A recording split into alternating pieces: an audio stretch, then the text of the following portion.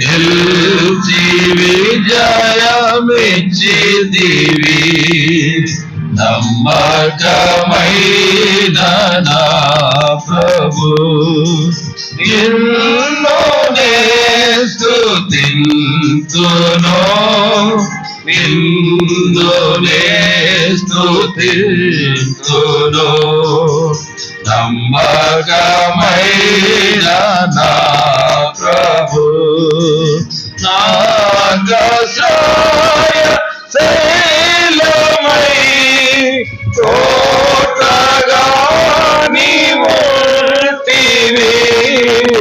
కోటగా నీవుంటివి నాగసాయ శైలమై కోటగా నీవుంటివి కోటగా నీవుంటివి ప్రాకారము ఎత్తివై నన్ను దాచి ఉంచితివి ప్రాకారము ఎత్తివై నన్ను దాచి ఉంచితివి నమ్మకమైన నా ప్రభు నిన్ను నే స్తుతింతును నిన్ను నే స్తుతింతును నమ్మకమైన నా ప్రభు సత్య సాక్షివై నమ్మదగిన వాడవై నమ్మదగిన వాడవై సత్య సాక్షివై నమ్మదగిన వాడవై నమ్మదగిన వాడవై నిత్యుడవు మా దేవుడా ఆమెనచు పాడెదా నిత్యుడవు మా దేవుడా ఆమెనచు పాడెదా నమ్మకమైన నా ప్రభు నిన్ను నే స్తుతింతును నిన్ను నే స్తుతింతును నమ్మకమైన నా ప్రభు. పాట సంఖ్య 430. నేడు నేను నా రక్షకుని నా మదిలో చేర్చుకున్నాను అనే పాట. 430, 427 పాత పుస్తకాలు.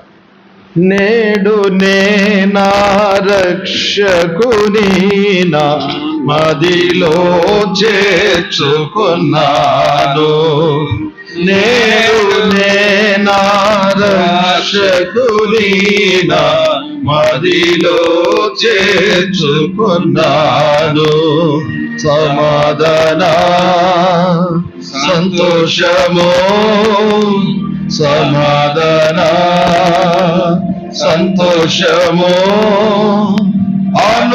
అనుభవించితి నేను అనుభవించితి నేను దేవునే నా రక్షకుని నా మదిలో చేర్చుకున్నాను నేడునే నా రక్షకుని నా మదిలో చేర్చుకున్నాను ప్రభువాక్యమున పాపము చూపే ప్రభువాక్యమున పాపము చూపే హృదయము విరచే ఆయన ఆత్మ హృదయము విరచే ఆయన ఆత్మ రుచ్చబడి నేను ఒప్పుకొంటిని రుచ్చబడి నేను ఒప్పుకొంటిని కోరితి రక్తము మదిలో కోరితి రక్తము మదిలో నేడు నా రక్షకుని నా మదిలో చేర్చుకున్నాను నేడు నా రక్షకుని నా మదిలో చేసుకున్నాను ప్రభు నా పాపము చూపించగానే ప్రభు నా పాపము చూపించగానే ఒప్పుకొంటిని కప్పుకొనక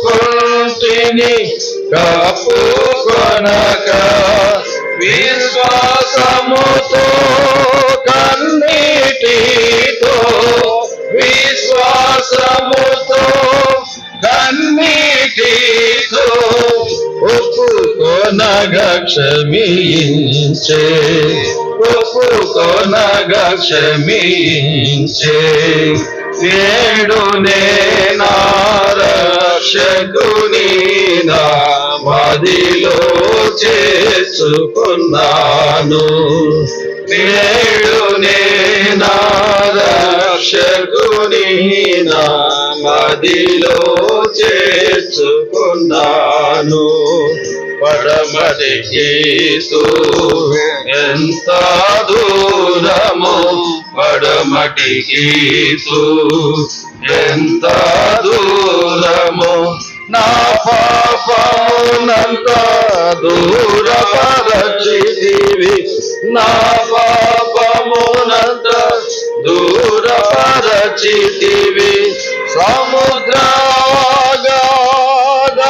సముద్రగాధములలోన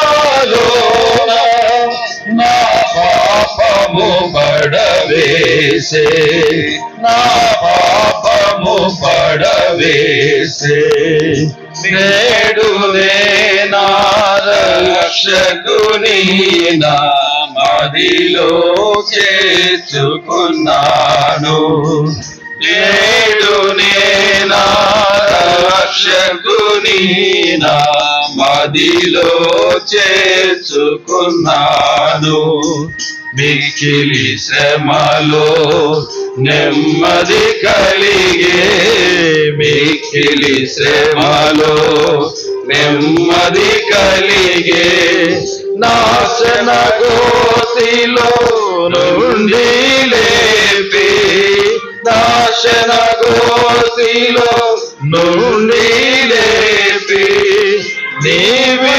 వెనుక నా పాపములు నీవి వెనుక నా పాపములు పారవేసితివివు పారవేసితివివు నేడు నా రక్షకుని నా మదిలో చేర్చుకున్నాను నేడు నా రక్షకుని నా మదిలో చేర్చుకున్నాను తుడచితివని ప్రభు నా పాపములు తుడచితివని ప్రభు నా పాపములు జ్ఞాపకము కొనని చెప్పి జ్ఞాపకము కొనని చెప్పి మంచు విడచి పోయిన రీతి మంచు విడచి పోయిన రీతి నా పాపము తొలగించే నా పాపము తొలగించే నేడు నేనా రక్షకుని నా మదిలో చేర్చుకున్నాను. నేడు నేనా రక్షకుని నా మదిలో చేసుకున్నాను. సమాధాన సంతోషము సమాధాన సంతోషము అనుభవించితి నేను అనుభవించితి నేను. నేడు నేనా రక్షకుని నా మదిలో చేర్చుకున్నాను. నేడు నేనా రక్షకుని నా మదిలో చేర్చుకున్నాను.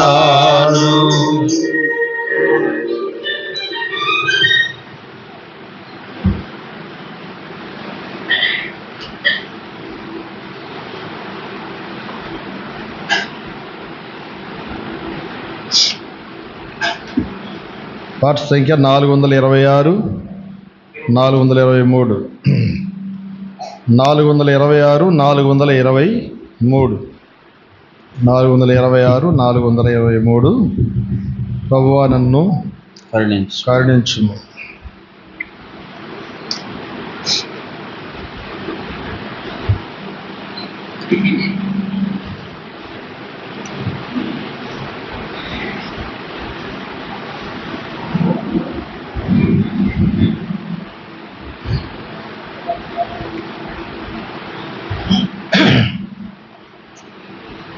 ప్రభువా నన్ను కరుణించుము. ప్రభువా నన్ను కరుణించుము, నే ఘోర పాపిని.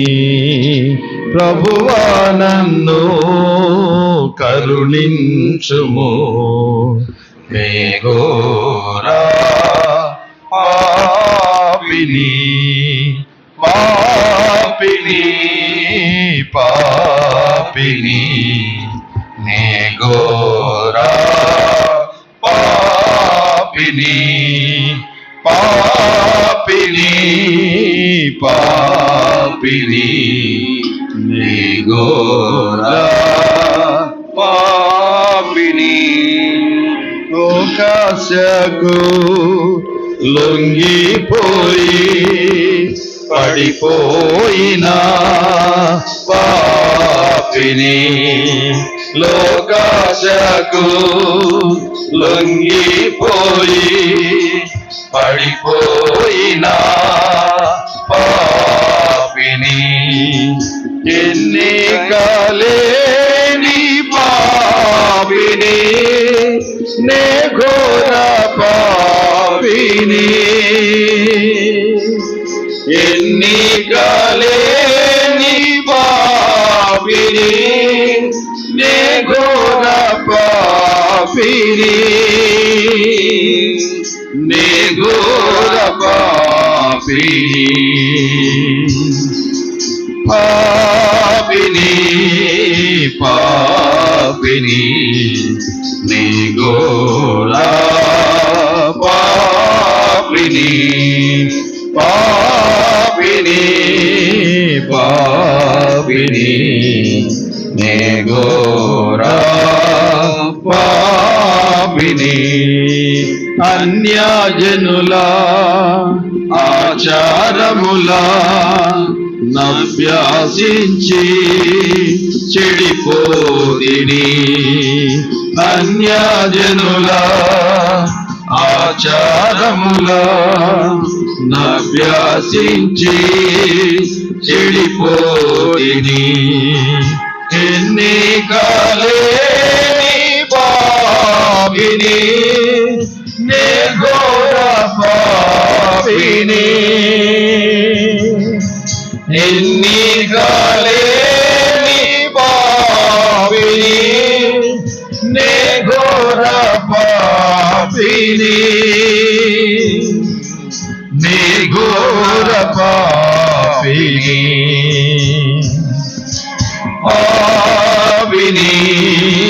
పాపిని నీ ఘోర పాపిని పాపిని పాపిని నీ ఘోర పాపిని నీ వాక్యమును రోసివేసి నష్టార్యములు చేసి తిని నీ వాక్యమును రోసివేసి దుష్కార్యములు చేసి తిని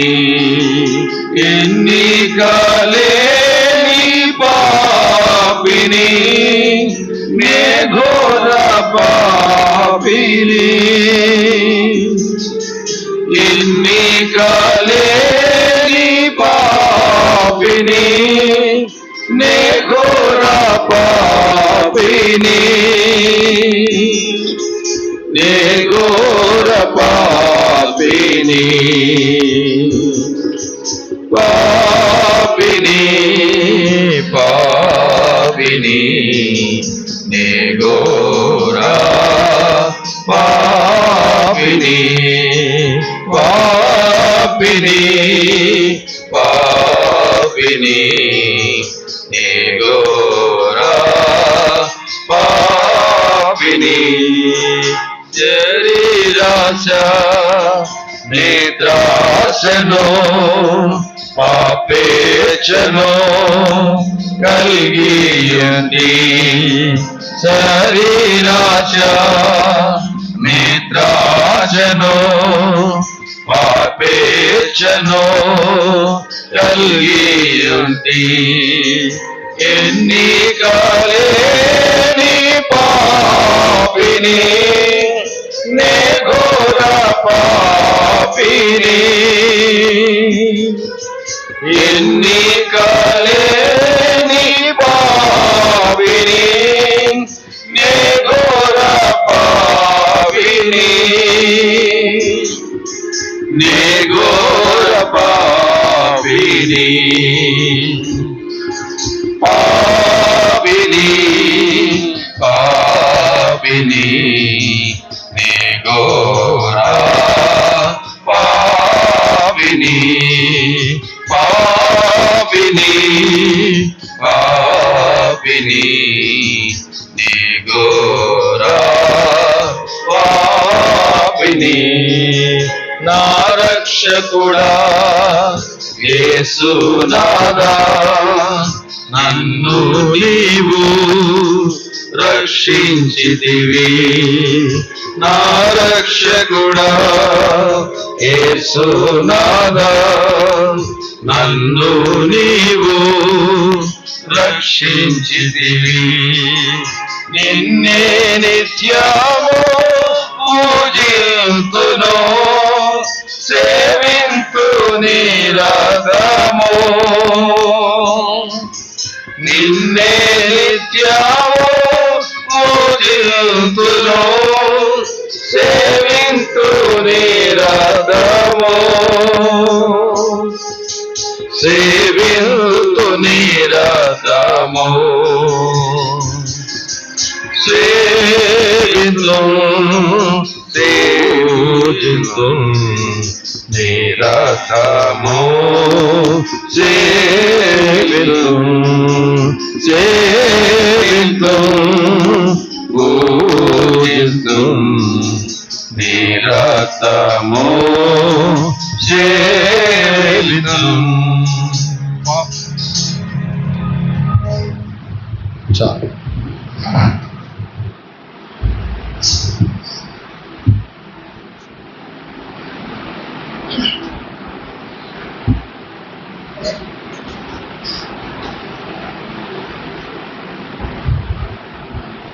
బైబిల్ పల్లవి పడతా. దగ్గర బైబిల్ ఉంటే బైబిల్ చూపించి బైబిల్ పల్లవి పఠింప శ్రేష్ఠ గ్రంథము బైబిల్ పఠింప శ్రేష్ఠ గ్రంథము బైబిల్ అనుదినం పఠించిన ప్రేమ తోడ నడుపును. ఓ పఠింప శ్రేష్ఠ గ్రంథము Bible. The best book to read is the Bible. The best book to read is the Bible. If you read it every day, it will help you all the way. All the best book to read is the Bible.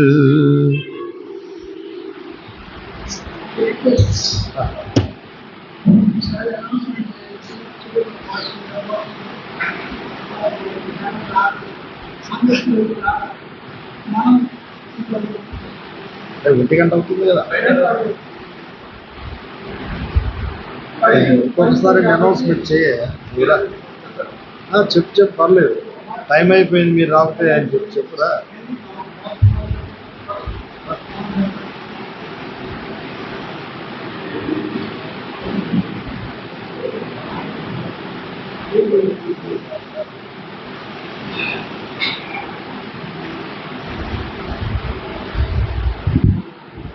సియోరు విశ్వాసులకు మనవి. మరి సమయంలో తెనాలి దైవ సేవకులు మరి అక్కడి నుంచి మన మధ్యకి వచ్చి ఉన్నారు. మరి వాక్య సందేశాన్ని మనకు అందిస్తారు కనుక మీరు త్వరగా మీ పనులు ముగించుకొని మరి దేవుని యొక్క సన్నిధికి రావాల్సిందిగా మరి ప్రభు పేరిట మనవి చేస్తున్నాము. సమయం దాదాపు 12 అవుతుంది కనుక దయచేసి మీరు త్వరగా దేవునికి సన్నిధికి చేరి రావాల్సిందిగా ప్రభు పేరిట మనవి చేస్తూ ఉన్నాము.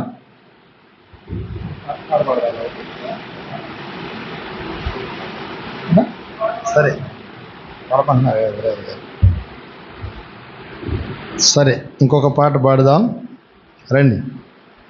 ఆ బుక్స్ తీసుకోండి.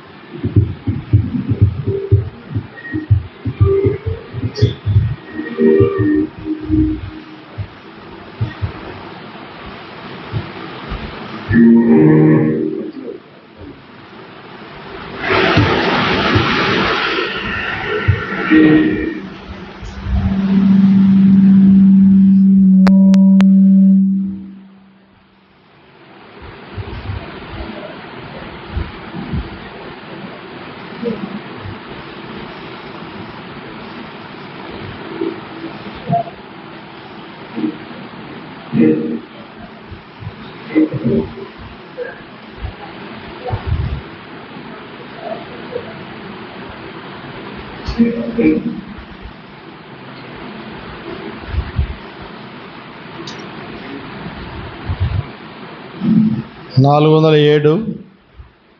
404 యెరూషలేము గుమ్మములారా అనే పాట పాడదాం.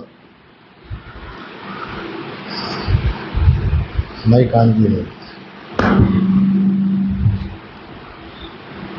404 యెరూషలేము గుమ్మములారా రాజును లోనికి రానిమ్ము, చిరునవ్వుతో ప్రభు యేసుని నేడే ఆహ్వానించుము. చిరునవ్వుతో ప్రభు యేసుని నేడే ఆహ్వానించుము. యెరూషలేము గుమ్మములారా విజయుండై వచ్చుచున్నాడు, శత్రు సాతానును ఓడించి విజయుండై వచ్చుచున్నాడు, శత్రు సాతానును ఓడించి ఖర్జూర మాటలు వస్త్రములెందుకు ఈ హృదయములను పరుడి. ఖర్జూర మాటలు వస్త్రములెందుకు ఈ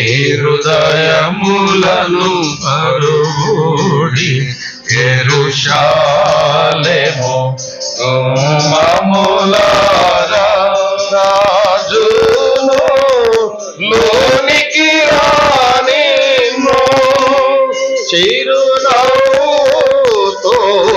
ప్రభు యేసుని నేడే ఆహ్వానించుము చిరునవ్వుతో ప్రభు యేసుని నేడే ఆహ్వానించుము యెరూషలేము గుమ్మములారా అభ్యంతర పరచకుము పిల్లలు వృద్ధులు యౌవనులు అభ్యంతర పరచకుము పిల్లలు వృద్ధులు యౌవనులు ప్రభుని విజయము నందు వారిని స్తుతి స్తోత్రములు పాడనిము ప్రభుని విజయము నందు వారిని స్తుతి స్తోత్రములు పాడనిము యెరూషలేము గుమ్మములారా రాజును లోనికి రానిమ్ము చిరునవ్వుతో ప్రభు యేసుని నేడే ఆహ్వానించుము చిరునవ్వుతో ప్రభు యేసుని నేడే ఆహ్వానించుము యెరూషలేము గుమ్మములారా నీ దుష్ట క్రియలను బట్టి ప్రభుని దయను త్రోసెదవా నీ దుష్ట క్రియలను బట్టి ప్రభుని దయను త్రోసెదవా పరమారాజును హృదయ మందిరమున నేడే రానిమ్ము స్నేహితుడా పరమారాజును హృదయ మందిరమున నేడే రానిమ్ము స్నేహితుడా యెరూషలేము గుమ్మములారా రాజును లోనికి రానిమ్ము చిరునవ్వుతో ప్రభు యేసుని నేడే ఆహ్వానించుము చిరునవ్వుతో ప్రభు యేసుని నేడే ఆహ్వానించుము యెరూషలేము గుమ్మములారా నిన్ను దర్శించుటకే ప్రభుని చెంతకు వచ్చెనుగా నిన్ను దర్శించుటకే ప్రభుని చెంతకు వచ్చెనుగా గాయపడిన హస్తమును నీ మదిలో చోటిమ్మనెను గాయపడిన హస్తమును చాచి నీ మదిలో చోటిమ్మనెను యెరూషలేము గుమ్మములారా రాజును లోనికి రానిమ్ము చిరునవ్వుతో ప్రభు యేసు నేడే ఆహ్వానించుము. చిరునవ్వుతో ప్రభు యేసుని నేడే ఆహ్వానించుము. యెరూషలేము గుమ్మములారా పశ్చాత్తాపమునందుము నేడే నీ పాపములు ఒప్పుకొనుము. పశ్చాత్తాపమునందుము నేడే నీ పాపములు ఒప్పుకొనుము. జీవము రక్షణ శాంతిను సగును ఆయనే ప్రభువు శ్లాఘించుము. జీవము రక్షణ శాంతిను సగును ఆయనే ప్రభువు శ్లాఘించుము. యెరూషలేము గుమ్మములారా రాజును లోనికి రానిమ్ము. చిరునవ్వుతో ప్రభు యేసుని నేడే ఆహ్వానించుము. చిరునవ్వుతో ప్రభు యేసుని నేడే ఆహ్వానించుము. యెరూషలేము గుమ్మములారా.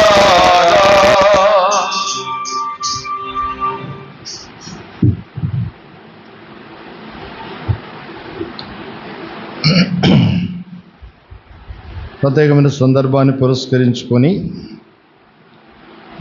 చేరి వచ్చిన అందరికీ కూడా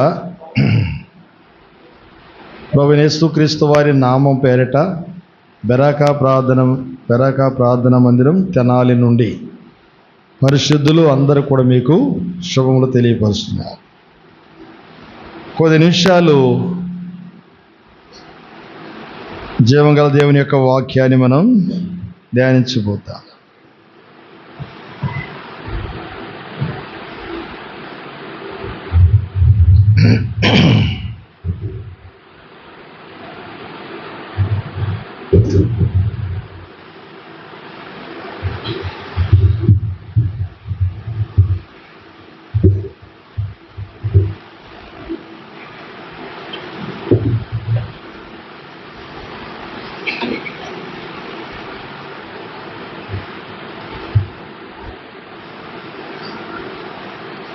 అపోస్తలుడైన పౌలు గారు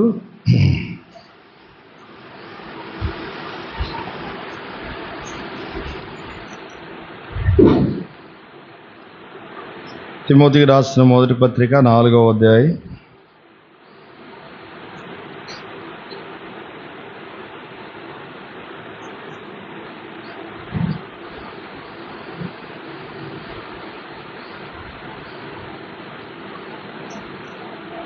లేక 2వ అధ్యాయం 4వ వచనాన్ని అందరం కలిసి చదువుతాం.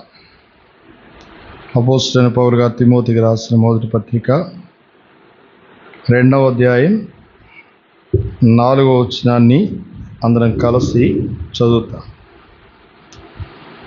4వ వచనం అందరం కలిసి చదువుతాం.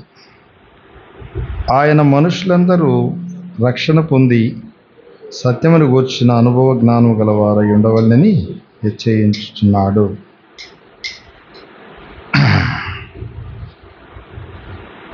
తర్వాత 5వ వచనం కూడా చదువుతాం. దేవుడు ఒక్కడే, దేవునికి నరులకు మధ్యవర్తి ఒక్కడే, ఆయనే క్రీస్తు యేసు నరుడు. తిరిగి 4వ అధ్యాయం 10వ వచనం కూడా చదువుతాం. 4వ అధ్యాయము 10వ వచనాన్ని అందరం కలిసి చదువుతాం. మనుషులందరికీ రక్షకుడును మన విశేషముగా విశ్వాసులకు రక్షకుడైనై జీవము గల దేవుని యందు మనము నిరీక్షించున్నాం కనుక ఇందు నిమిత్తము ప్రయాసముతో పాటుపడుచున్నాము. చిన్న ప్రార్థన చేస్తాం.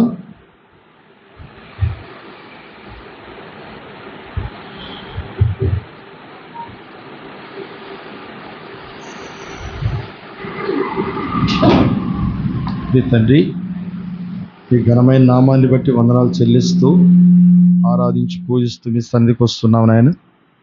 ఉదయకాల సమయంలో మీ మందిరావనంలో సమకూర్చి మీ జీవం గల సన్నిధిని మేము అనుభవించినట్లుగా జీవం కలిగిన పాటల ద్వారా నాతో మాతో మాట్లాడుచు మా హృదయాంతరంగాలను పురికొల్పినందుకే స్తోత్రాలు.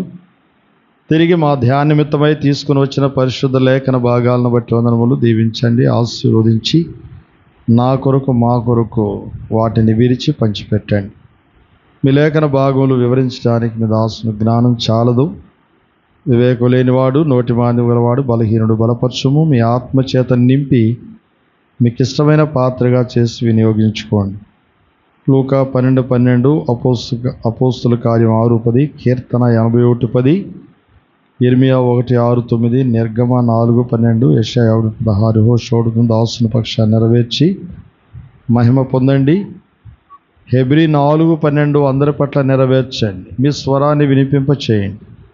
ఏ ఉద్దేశంతో ఈ కూడికను మీరు ఇక్కడ ఏర్పాటు చేస్తూ వచ్చారో ఆ ఉన్నతమైన ఉద్దేశం నెరవేర్చబడినట్లుగా మీ ఆత్మ సహాయాన్ని మెండుగా మీరు మాకు దయచేయండి. మీ ఆత్మను కుమ్మరించండి. మీ ఆత్మ ద్వారా మీ వాక్కు విడుదల చేయండి. ప్రతి హృదయాన్ని కూడా తాకి సంధించండి. కూడి వచ్చిన వారిని బట్టి మీ స్తోత్రాలు. ఇంకా రావాల్సిన వారిని తీసుకొని రండి. దయగలిగిన మా తండ్రి, శబ్దయంత్రం ద్వారా వినేవారిని కూడా మీరే జ్ఞాపకం చేసుకుని మీ వైపు ఆకర్షించుకోండి. మిమ్మల్ని వచ్చిన సత్యం లోకం ఎరుగునట్లుగా ఒక నూతన కార్యాన్ని జరిగించి మీ నామాన్ని హెచ్చించుకోండి. కృపావలయంలోని మమ్మల్ని తెచ్చుకుంటూ మీ మీద ఆధారపడుచు యేసుక్రీస్తు వారి ఘనమైన నామంలో స్తుతించి ప్రార్థించి వేడుకొనుచున్నాను తండ్రి.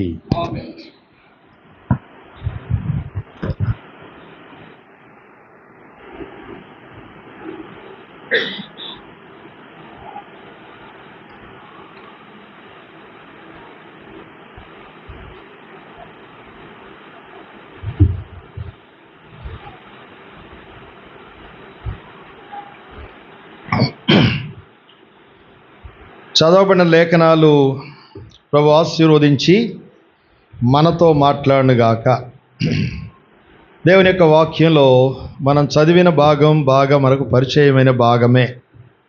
అపోస్తలుడైన పౌలు గారు తిమోతికి రాస్తూ 2వ అధ్యాయము 4వ వచనంలో ఈ మాట తెలియపరుస్తూ వచ్చాడు. 1 తిమోతి 2:4లో ఈ మాట వ్రాయబడి ఉంది. ఏం వ్రాయబడి ఉంది? చదవండి ఎవరైనా. ఆయన మనుషులందరూ కూడా రక్షణ పొంది సత్యమును గూర్చిన అనుభవ జ్ఞానము గలవారై ఉండవలెనని హెచ్చరించుచున్నాడు. చూడండి, ఆయన ఎవరైనా అనేది దేవుని యొక్క వాక్యంలో రాయబడి ఉంది. ఆయన మనుషులందరూ కూడా రక్షణ పొంది సత్యమును గూర్చినటువంటి అనుభవ జ్ఞానములోనికి రావాలి అని ఆయన ఇచ్చయించుచున్నాడు అని వ్రాయబడి ఉంది. ఆయన ఎవరు, ఆయన ఎవరు అనేది ఇక్కడ దేవుని యొక్క వాక్యంలో మనం చూడబోతున్నాం. ఆయన ఎవరు అనంటే ఆయనే సత్యమైన దేవుడు. ఎవరా దేవుడు? సత్యమైన దేవుడు. దేవుని వాక్యంలో రాయబడి ఉంది. యోహాను సువార్త 14:6లో ఆయన ఒక మాట చెప్పాడు. ఆయన ఎవరో అనేది ఆయన చెప్పాడు. ఆయన ఎవరు అంటే యేసు ప్రభు వారు చెప్పిన మాట అది. ఏం చెప్పారు ఆయన?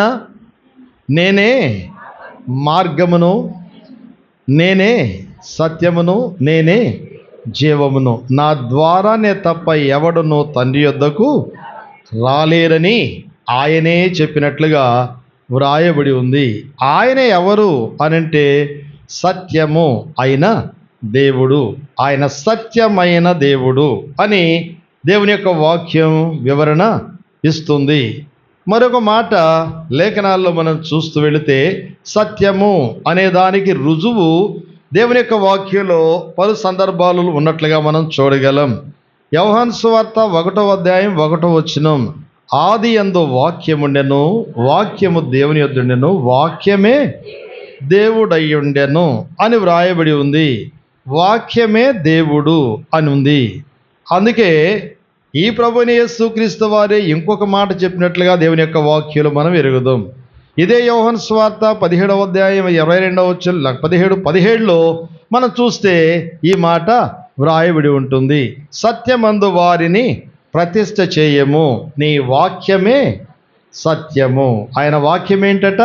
సత్యము. ఆయన సత్యమైనటువంటి దేవుడు అనే దానికి సరైనటువంటి రుజువు ఇక్కడ ఉన్నట్టుగా దేవుని యొక్క వాక్యాలు మనం చూస్తున్నాం. ఆయన సత్యమైన దేవుడు, ఆయన వాక్యమే సత్యము. దేవుని యొక్క వాక్యం ఇచ్చే వివరణ ఇది. యేసు చెప్పాను, నేనే సత్యము, నేనే మార్గము, నేనే జయం. అంటే మొదట నేనే మార్గం అని ఉంటుంది. యేసు చెప్పాను, నేనే మార్గము, నేనే సత్యము, నేనే జయం ఉంది కదా. అందుకని మొదటి తీసుకొస్తా. సత్యం ఎవరంటే యేసుక్రీస్తు వారే సత్యము, ఆయన వాక్యమే సత్యము అని దేవుని యొక్క వాక్యం తేటైన వివరణ మనకి ఇస్తున్నట్లుగా లేఖనాల్లో మనం ఎరిగినటువంటి వారు. అంత మాత్రమే కాదు ప్రియులారా, మూడో విషయానికి వస్తే ఆయన సత్యవంతుడు అనే దానికి రుజువు దేవుని యొక్క వాక్యంలో రాయబడి ఉంది. అపోస్తలుడైన పౌలు గారు రాస్తూ వచ్చాడు ఈ మాట. 15వ అధ్యాయం మొదటి కొరింథీ పత్రిక 15వ అధ్యాయం 3వ వచనంలో ఈ మాట వ్రాయబడి ఉంటుంది. ఆయన సత్యము అయినటువంటి దేవుడు అని దానికి రుజువు అక్కడ మరో మాట మనం చూడగలం. మొదటి కొరింథీ 15:3 చదువుతారేమని చదవండి తీసి. నాకేమైనా ఉపదేశం మీకు అప్పగించి తిని, అదేమనగా ఆ లేఖనముల ప్రకారము క్రీస్తు మన పాపముల కొరకు మృతి పొందెను, సమాధి చేయబడిను, లేఖనముల ప్రకారము 3వ దినమున ఆయన లేపబడెను అనే సత్యము. ఆయన ఎవరు? ఆయనే దేవాతి దేవుడు, సర్వలోక మానవాళి కొరకు ఈ భూలోకానికి కలిగించినటువంటి దేవాతి దేవుడు. ఆ ప్రియమైన దేవుడు ఈ భూలోకమునకు వచ్చి ఆయన జరిగించినటువంటి కార్యము సత్యమైనది అని దానికి రుజువు ఏంటనంటే, ఈ సర్వలోకంలో ఉన్నటువంటి మానవులందరూ కూడా మరి రక్షణ పొంది సత్యమును గూర్చిన అనుభవ జ్ఞానములోనికి రావాలని ఆయన నిశ్చయించినట్లుగా దేవుని యొక్క వాక్యం తేటగా మాట్లాడుతుంది ప్రియులారా. అందుకనే నాకివ్వబడిన ఉపదేశం మీకు అప్పగించింది అదేంటనంటే, లేఖనముల ప్రకారము క్రీస్తు మన పాపముల కొరకు చనిపోయారు, ఆయన మరి పాతి పెట్టబడుచు వచ్చారు, లేఖనముల ప్రకారము 3వ దినమున తిరిగి ఆయన లేస్తూ వచ్చారని దేవుని యొక్క వాక్యం తేటగా మాట్లాడుతుంది. అందుకనే ఆ దేవుడు సత్యవంతుడు అనే దానికి ఈ సందర్భాలన్నీ కూడా మనకు ఖచ్చితమైనటువంటి పద్ధతిలో మరి నిరూపించుచున్నట్లుగా దేవుని యొక్క వాక్యం తేటైన వివరణ మనకిస్తుంది ప్రియులారా. అందుకనే దేవుని యొక్క వాక్యాన్ని ఆధారం చేసుకొని మనం చూస్తూ వెళితే మానవులందరూ కూడా రాయబడి ఉంది. అందరూ కూడా ఈ సర్వ ప్రపంచంలో ఉన్న మానవాళ్ళందరూ కూడా రక్షణ పొందాలని దేవుడు ఇచ్చయించాడని దేవుని యొక్క వాక్యం తేటగా మాట్లాడుతుంది. ఏమి కారణం అనే విషయానికి వస్తే, ఈ సర్వలోకంలో ఉన్న మానవాళ్ళందరూ కూడా ఏమైపోయారనంటే దేవుని యొక్క వాక్యం ఇచ్చేటువంటి వివరణ ఏంటనంటే, మానవులందరూ కూడాట మరణానికి పాత్రులయ్యారట, మానవులందరూ కూడా చెడిపోయారట, మానవులందరూ కూడా మార్గాలు చెరిపివేసుకున్నారట. అందుకనే మానవులు ఏ మార్గంలో పయనిస్తున్నారనంటే మరణ మార్గంలో మానవులు పయనిస్తున్నారట. అందుకని ఆ దేవాతి దేవుడు మానవులందరూ కూడా రక్షణ పొంది సత్యమును గూర్చిన అనుభవ జ్ఞానములోనికి రావాలని ఆ దేవుడు ఇచ్చయించినట్లుగా దేవుని యొక్క వాక్యం తేటగా మాట్లాడుతుంది ప్రియులారా. అందుకే దేవుని వాక్యంలో ఒక మాట వ్రాయబడి ఉంది. మానవులందరూ కూడా ఎలా ఉన్నారు అనే దానికి చూస్తే ఆదికాండము 6వ అధ్యాయము 10వ వచనంలో ఈ మాట వ్రాయబడింది. 10-11లో ఈ మాట రాయబడి ఉంటుంది. మనుషులందరూ ఎలా ఉన్నారు అని అంటే, మానవులందరూ కూడా ఏమైపోయారట? భూలోకము దేవుని యొక్క సన్నిధిని చెడిపోయి ఉండేనని రాయబడి ఉంది. మానవులందరూ కూడా చెడిపోయారు. రెండవదిగా వారి మార్గములు వారు చెరిపివేసుకున్నారని దేవుని యొక్క వాక్యం తేటగా మాట్లాడుతుంది ప్రియులారా. మానవులందరూ కూడా చెడిపోయారు, మార్గాలు చెరిపివేసుకున్నారు, మరి తిరిగి దేవుని గురించిన సత్యాన్ని ఎరగనటువంటి వారై నష్టపోయారని దేవుని యొక్క వాక్యం తేటగా మాట్లాడుతుంది. కనుక ఇప్పుడు మానవులు ఎక్కడికి వెళ్ళారనంటే మరణానికి మానవులు పాత్రులైపోతూ వచ్చారు. ఇలాంటి ఘోరమైన దుస్థితిలో మానవుడు తన జీవితాన్ని నష్టపరుచుకొని కొనసాగుచున్నారని దేవుని యొక్క వాక్యం తేటగా మాట్లాడుతుంది. అందుకే చెడిపోయినటువంటి మానవాళిని చూచి జాలిపడే వారి ప్రపంచంలో ఎవరు కూడా లేరండి. మార్గాలు చెరిపి వేసుకొని మరణ మార్గంలో పయనించేటువంటి వారిని సరైన మార్గంలోనికి తీసుకుని వచ్చేవారి ప్రపంచంలో ఎవరు కూడా లేరండి.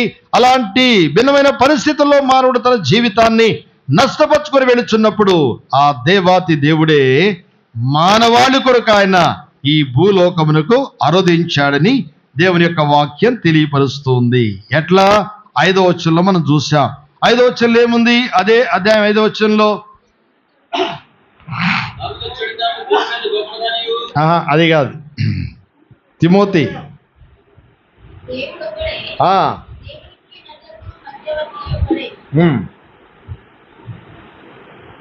చదవండి. దేవుడు ఒక్కడే, దేవునికి నరులకును ఎవరట మధ్యవర్తి ఒక్కరే, ఆయన పేరే క్రీస్తు యేసు అనే నరవతారిగా వచ్చిన దేవాతి దేవుడని దేవుని యొక్క వాక్యం తేటగా మాట్లాడుతూ ఉంది. దేవుడు ఒక్కడే, దేవునికి నరులకు మధ్యవర్తి ఎవరట ఒక్కరే అని రాయబడి ఉంది. దేవుడు ఒక్కరే అని పరిశుద్ధ గ్రంథమైన బైబిల్ ఖచ్చితంగా వక్కాణిస్తుంది. ఇది సత్యము. ప్రతి వ్యక్తి కూడా నమ్మవలసిందే, నమ్మి తీరవలసిందే, ఒప్పుకొని తీరవలసిందే. అందుకే దేవుడు అని పిలువబడే వ్యక్తి ఎవరైనా కావచ్చు, ఆ వ్యక్తిలో 3 గుణలక్షణాలు ఉంటాయి దేవునిలో. ఏంటా 3 గుణలక్షణాలు అని అంటే, మొట్టమొదటిదిగా దేవుడు పరిశుద్ధుడు, అంటే పాపము లేనివాడు దేవుడు. రెండవదిగా దేవుడనే వ్యక్తి ఎలా ఉంటారనంటే త్యాగ సహితుడు, మానవుని కొరకు త్యాగము చేసిన వాడు దేవుడు అని దేవుని యొక్క వాక్యం తేటగా మాట్లాడుతుంది. ఒకటి. మూడవదిగా దేవుడు ఎవరైనా ఒక్కరే కదా, దేవుడు ఒక్కరే. ఆయనలో ఉండే గుణలక్షణాలు ఎలా ఉంటాయట? దేవుడు అనగా పరిశుద్ధుడు. ఆ తర్వాత మూడవదిగా మనం చూస్తూ వెళితే దేవుడు అనగా త్యాగ సహితుడు.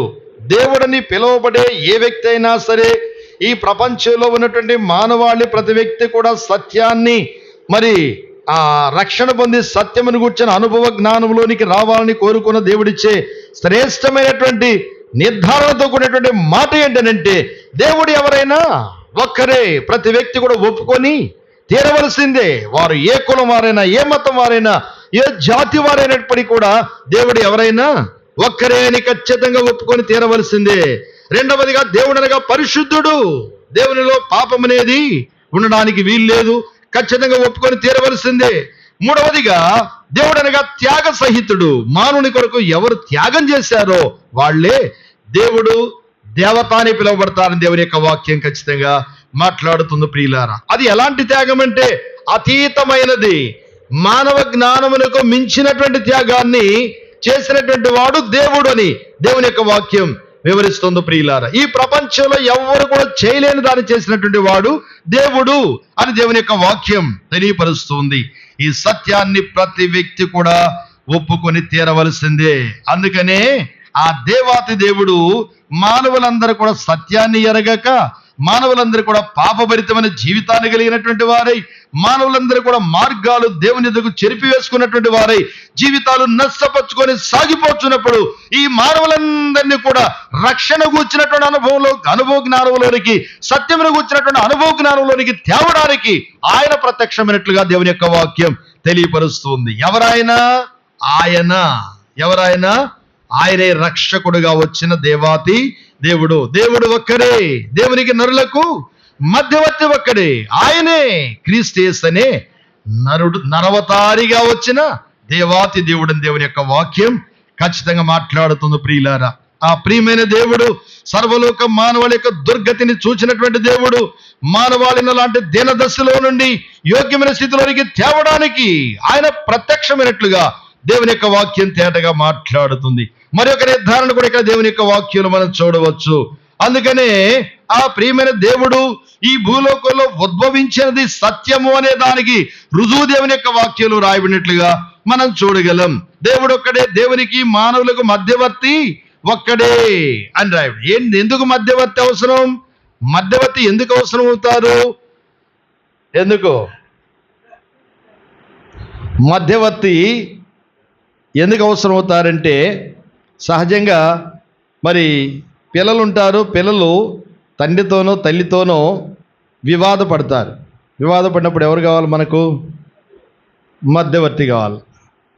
డాడీ తిడితేనేమో మధ్యవర్తి ఎవరు? మమ్మీ. మమ్మీ తిడితే మధ్యవర్తి ఎవరు? డాడీ. అర్థమైందా? ఇలాంటివి అదే కదా. ఇక భార్య భర్తల మీద తగాదులు వస్తే మధ్యవర్తి ఎవరుంటారు? పిల్లలు ఉంటారు. ఎవడో ఒకడు ఉంటాడు మధ్యలో. ఈ పిల్లోడిని మధ్యలో పెట్టుకొని, పాపను మధ్యలో పెట్టుకొని మధ్యవర్తిత్వం చేస్తారు. మానవునికి దేవునికి మధ్యవర్తిత్వాన్ని చేయడానికి ఎవరు వచ్చారు అనే విషయానికి వస్తే, మధ్యవర్తిత్వం ఎందుకు అవసరమైందనేది దేవుని యొక్క వాక్యంలో మనం చూడబోతాం. రండి, ఆదికాండం 6వ అధ్యాయం 5వ వచనం ఇప్పుడు చదవండి. ఆదికాండం 6:5 చదవండి. ఆదికాండం 6:5. నరుల చెడుతనం భూమి మీద గొప్పదనియు, వారి హృదయం యొక్క తలంపులోని ఊహంతయు కేవలము చెడ్డదనియు యెహోవా చూచి తాను నరులను చేసినందుకు ఆయన ఏడ్చినట్లుగా దేవుని యొక్క వాక్యం తెలియపరుస్తుంది. చూడండి, నిజముగా ఈ భూలోకంలో మానవాళిని చేసినందుకట ఆ దేవాతి దేవుడు ఏడ్చినట్లుగా వ్రాయబడి ఉంది. ఎందుకు ఏడ్చాడు ఆయన అనంటే, నరుల చెడుతనము భూమి మీద గొప్పదనియు, వారి తలంపులోని ఊహంతయు కేవలము చెడ్డదనియు యెహోవా చూచి తాను భూమి మీద నరులను సృజించినందుకు ఆయన సంతాపపడి ఏడ్చినట్లుగా వ్రాయబడి ఉంది. ప్రియులారా, నిజముగా మానవుడు ఎంత ఘోరమైన దుస్థితిలో తన జీవితాన్ని నష్టపరుచుకుంటూ వచ్చాడో దేవుని యొక్క వాక్యం తెలియపరుస్తుంది. నరుల చెడుతనం అని ఇక్కడ రాయబడింది. వారి తలంపులోని ఊహంతా కేవలం చెడ్డది అని వ్రాయబడి ఉంది. 10వ వచనంలో ఏం చూస్తూ వచ్చాం? భూలోకంలో నరులందరూ కూడా చెడిపోయిరి అని దేవుని యొక్క వాక్యం తెలియపరుస్తూ ఉంది. చెడిపోయారట మానవులు. ఏం కారణమనంటే, వారి యొక్క వ్యక్తిగతమైన జీవితాల్లో పాపమే దీనికి కారణమని దేవుని యొక్క వాక్యం తెలియపరుస్తూ ఉంది. అందుకనే ఇప్పుడు మానవుడు దేవుని యొక్క ముఖదర్శనం చేయలేకపోయినట్లుగా దేవుని వాక్యం తేటైన వివరణ మనకిస్తుంది. ప్రియులారా, ఇప్పుడు ఆదికాండం 3వ అధ్యాయానికి వస్తే ఆదికాండం 3వ అధ్యాయం 8వ వచనంలో ఒక మాట ఉంది, చదవండి. ఆదామా అని దేవుడు పిలిచాడట. చల్లపూటను అతని భార్య తోటలో సంచరించున్నప్పుడు దేవుడైన యెహోవా స్వరమును విని, దేవుడైన యెహోవా ఎదుటికి రాకుండా తోట చెట్ల మధ్య నడుమున వారు దాగుకొనగా, దేవుడైన యెహోవా ఆదామును పిలిచి, నీవు ఎక్కడ ఉన్నావని ఆదామును అడిగాడు. అప్పుడు ఆదాము ఏమన్నాడు? అందుకతడు, నేను తోటలో నీ స్వరము వినినప్పుడు దిగంబరిగా ఉంటుంది గనుక భయపడి దాగుకొట్టిననే మాట తెలియపరుస్తూ వచ్చాడు. ఏం కారణం ఏంటనంటే, మానవునికి దేవునికి ఇప్పుడు అడ్డమేదో వచ్చినట్లుగా వ్రాయబడింది. ఏం అడ్డం వచ్చిందండి అనంటే, మానవుడు దేవుని యొక్క మాట వినలేదు. మానవుడు దేవుని యొక్క ఆజ్ఞకు మానవుడు లోబడలేకపోయాడు. ఈ కారణాన్ని బట్టి మానవుడు ఏదో సమకూర్చుకున్నట్లుగా దేవుని యొక్క వాక్యం తేటైన వివరణ మనకిస్తుంది. ప్రియులారా, ఇప్పుడు మానవుడు దేవుని ముఖదర్శనము చేయలేకపోయాడు. కారణం ఏంటి అనంటే, మానవుడు దేవుని యొక్క ఆజ్ఞను నిరాకరించాడు. ఆ కారణాన్ని బట్టి దేవుని యొక్క ముఖదర్శనం చేయలేకపోయినట్లుగా దేవుని యొక్క వాక్యం తేటగా మాట్లాడుతుంది. ఇది మనం చూస్తూ వెళితే ఆదాము యొక్క పాపమని దేవుని యొక్క వాక్యంలో రాయబడినటువంటి మాట ఇది. ఏమిటి ఆ పాపం అని అంటే, ఆజ్ఞను అతిక్రమించడమే పాపము. ఈ పాపమే మానవాళికి ఏదో సమకూర్చి పెట్టినట్లుగా వ్రాయబడి ఉంది. ఈ పాపమే మరణానికి మానవాళిని తీసుకొని వెళ్ళినట్లుగా దేవుని యొక్క వాక్యం తెలియపరుస్తూ ఉంది. ఆజ్ఞ అతిక్రమమే పాపము. పాపం వల్ల వచ్చు జీతము మరణానికి మానవుడు పాత్రుడయ్యాడు. ఇప్పుడు మానవుడు ఎలా ఉన్నాడనంటే, ఆదామా ఎక్కడా అని దేవుడు ప్రశ్న వేస్తే, అయ్యా తోట చెట్ల నడుమ దాగుకొని ఉన్నాను, నీ స్వరము వినగా ఆయన ముఖదర్శనం చేయలేకపోయాడు. కారణం ఏంటనంటే, మానవుని యొక్క పాపము, మానవుని యొక్క దోషము అని దేవుని యొక్క వాక్యంలో రాయబడి ఉంది. చదవండి, యెషయా గ్రంథం 59వ అధ్యాయము మొదటి రెండవ వచనం, మూడవ వచనం చదవండి. 2, 3 వచనాలు చూడండి.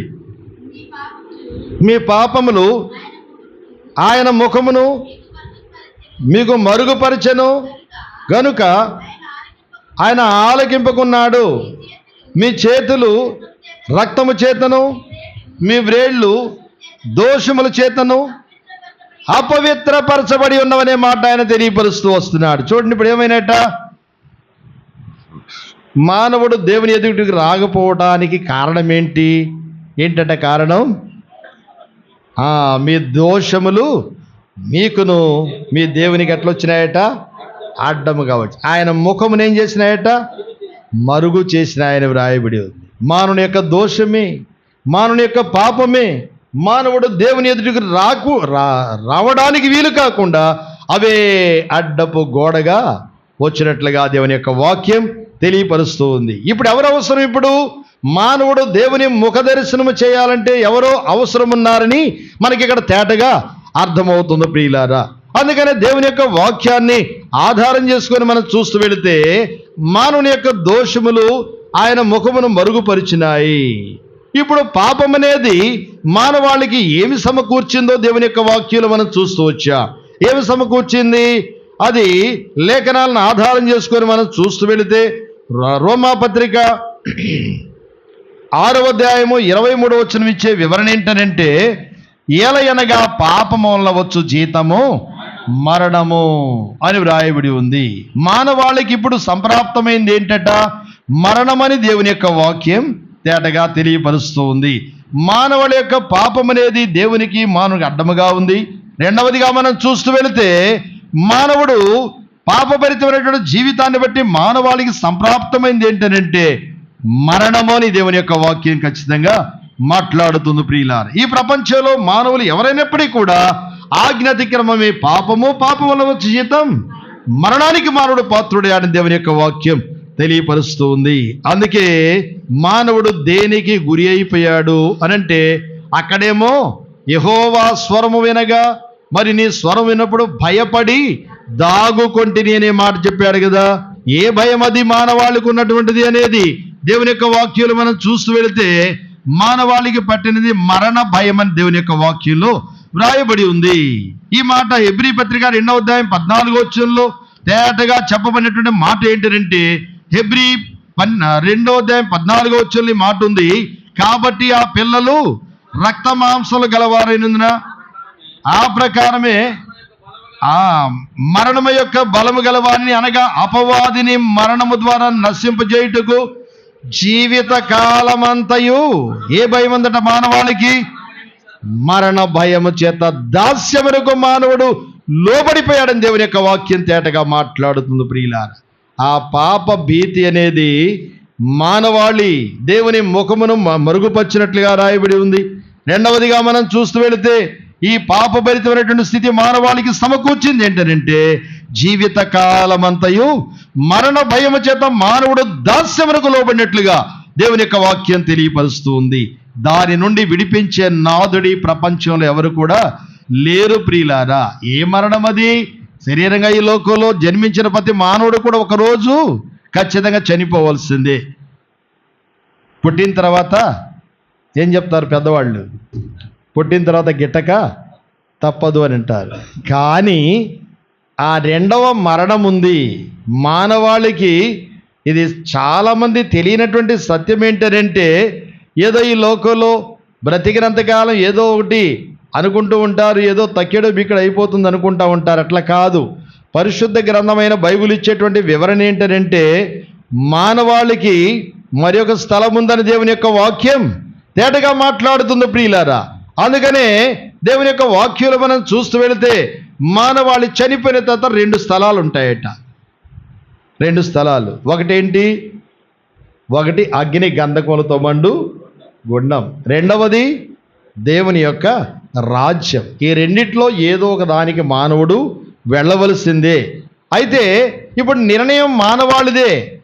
దేనిలోకి వెళ్ళాలి మనం? నిత్యాగ్ని గుండంలోనికి వెళ్ళాలా లేకుంటే నిత్య రాజ్యంలో దేవుని యొక్క రాజ్యంలో ఉండాలని నిర్ణయం చేసుకోవలసింది ఎవరు? మనమే. అందుకని దేవుడే మాట్లాడుతూ వస్తున్నాడు.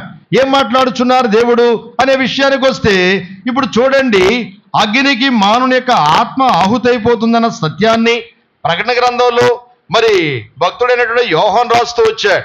21వ అధ్యాయం 8వ వచనంలో మనం చూస్తూ వెళితే ఎలాంటి మరణం మానవాళి కొరకు కాసుకొని ఉందో దేవుని యొక్క వాక్యం తెలియపరుస్తూ ఉంది. చదవండి, ప్రకటన 21:8. పిరికివారును, అవిశ్వాసులను, అసహ్యులను, నరహంతకులను, వ్యభిచారులను, బాగా వినండి, మాంత్రికులను, విగ్రహారాధికులను, అబద్ధికులందరూ ఎక్కడ అగ్ని గంధకములతో మండు గుండములో పాలు పొందుదురు. ఇది రెండవ మరణం. దాని నుండి తప్పించే నాదుడి ప్రపంచంలో ఎవరు కూడా లేరు. మానవుడు ఇప్పుడు దేవుని యొక్క ముఖదర్శనము చేయడానికి యోగ్యతను మానవుడు కోల్పోయాడు. అంత మాత్రమే కాదు, దేవుడు ఒక నిశ్చలమైన రాజ్యాన్ని సిద్ధం చేస్తున్నాడు. ఆ రాజ్యంలో ఉండడానికి మానవుడు యోగ్యతను కోల్పోయినటువంటి వాడిని దేవుని యొక్క వాక్యం తెలియపరుస్తూ ఉంది. జీవిత కాలమంతా కూడా మరణ భయము చేత దాస్యమునకు మానవుడు లోబడినటువంటి వాడు. ఈ లోకంలో మరణానికి మర్యాదే లేదని దేవుని యొక్క వాక్యం తెలియపరుస్తుందా? చిన్న పెద్ద గొప్ప గురువు దైవం ఉన్నాయా? మరణానికి మర్యాదే లేదు. ఈ దినాల్లో చాలా మంది దేవుళ్ళని పిలువబడే వాళ్ళు ఊనే చచ్చిపోతున్నారు. చూడలేదా మీరు? దేవుళ్ళు అని పిలువబడినటువంటి వాళ్ళు కూడా మన కళ్ళ ముందు చచ్చిపోయిన వాళ్ళు ఉన్నారు. అవునా కాదా? బాగా పూజలు చేసినటువంటి వాళ్ళు మన కళ్ళ ముందే చచ్చిపోతున్నారు, మర్యాదే లేకుండా చచ్చిపోతున్నారు.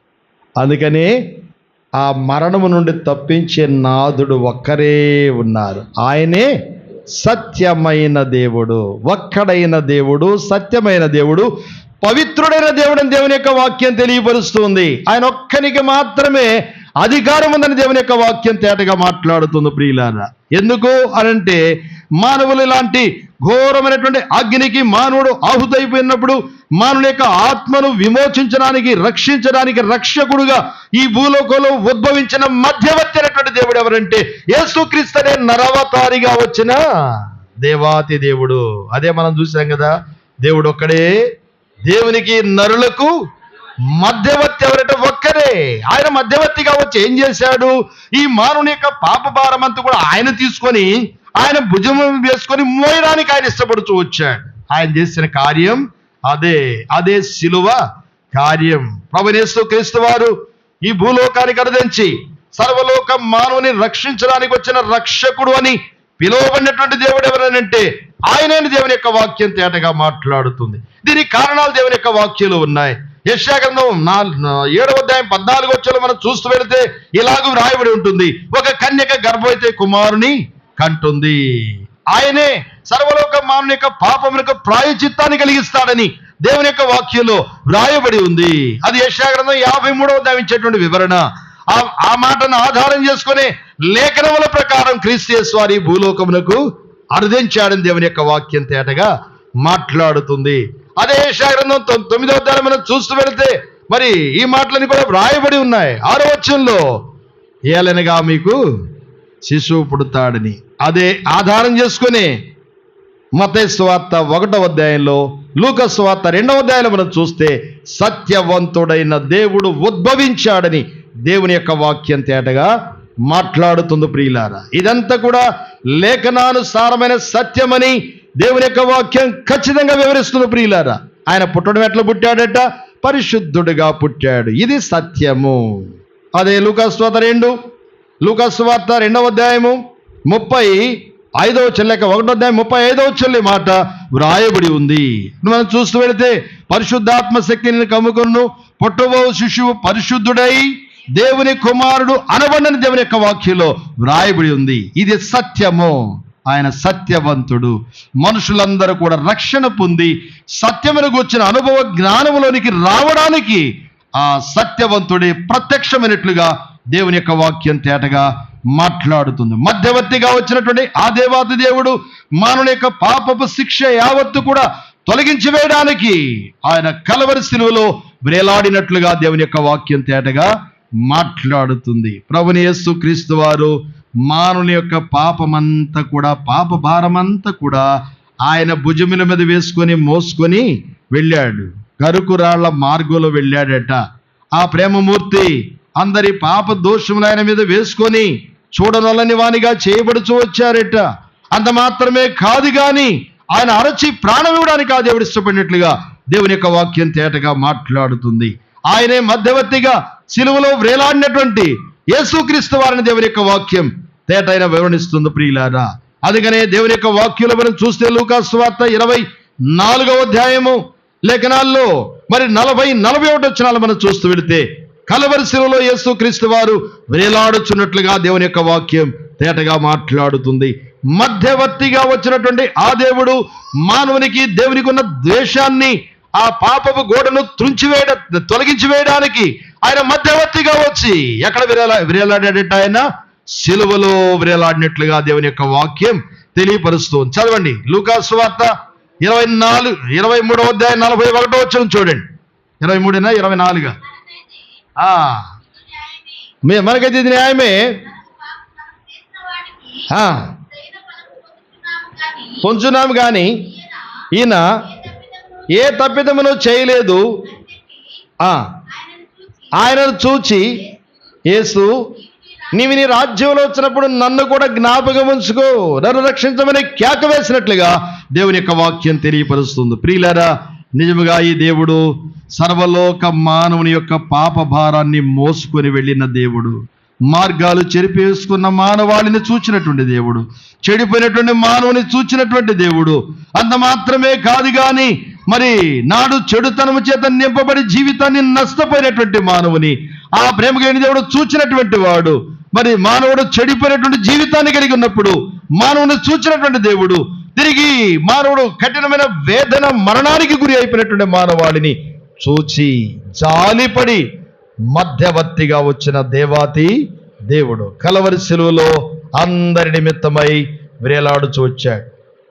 సిలువపై చూడుము ఆ ప్రియుని, ఆ ప్రేమకై నీవు ఏమిత్తువు.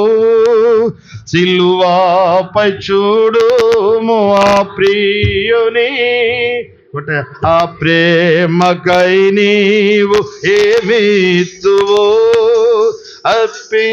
అర్పించుకోనీదు జీవితము, ఆయన కొరకై జీవించుమో. అర్పించుకోనీదు జీవితము, ఆయన కొరకై జీవించుమో. చూడుము ఈ క్షణమే కల్వరిని, ప్రేమ ప్రభువు నీకై నిలుచుండెను. గొప్ప రక్షణ నివ్వ శ్రీయేసుడు, సిలువలో వ్రేలాడుచున్నాడుగా, సిలువలో వ్రేలాడుచున్నాడుగా. ఎందుకు యేసు ప్రభువారు సిలువలో వ్రేలాడాడో తెలుసా? నాడు లోకంలో పాపభరితమైన జీవితాన్ని కలిగి, నెమ్మది లేని జీవితాన్ని కలిగి, శాంతి లేని జీవితాన్ని కలిగి నువ్వు సాగిపోచు ఉన్నప్పుడు ఆ ప్రేమమూర్తి సత్యవంతుడై ఈ భూలోకంలో ఉద్భవించినటువంటి వాడై అనేకులకు రక్షణించి వారు కూడా సత్యమును గుర్చిన అనుభవ జ్ఞానంలోనికి రావాలని ఆ దేవాతి దేవుడు ఇచ్ఛయించి రిక్తుడుగా వచ్చి కలవరి సిలువలో తనకున్న సర్వాన్ని కూడా మానవుని కొరకు త్యాగ సహితుడిగా వచ్చి తన సొంత ప్రాణాన్ని బలిగా అర్పిస్తూ వచ్చాడు. ఇది సత్యమైన త్యాగము. త్యాగం అంటే ఏదో మరి దాని కొరకు వీళ్ళు త్యాగం చేశారు, దీని కొరకు వాళ్ళు త్యాగం చేశారు అంటూ ఉన్నారు కదా.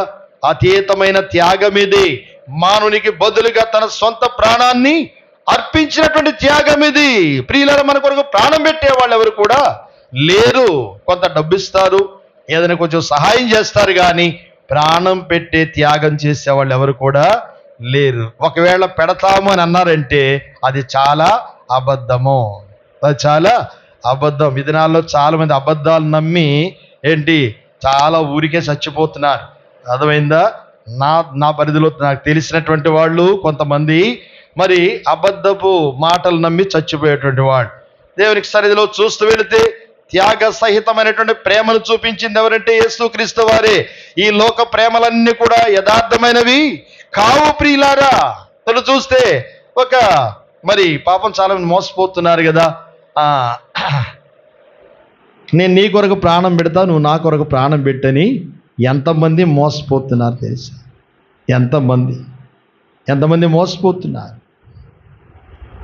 నిజ ప్రేమను చూపించిన, త్యాగ సహితమైన ప్రేమను చూపించింది ఎవరంటే ఒక్కరే, యేసుక్రీస్తునే నామాన్ని ధరించిన దేవాతి దేవుడు. ఆయన తప్ప మానవుని కొరకు త్యాగం చేసిన వారు, సత్యమైన ప్రేమను చూపిన వారు ఎవరు కూడా లేరు అని దేవుని యొక్క వాక్యం తెలియపరుస్తుంది.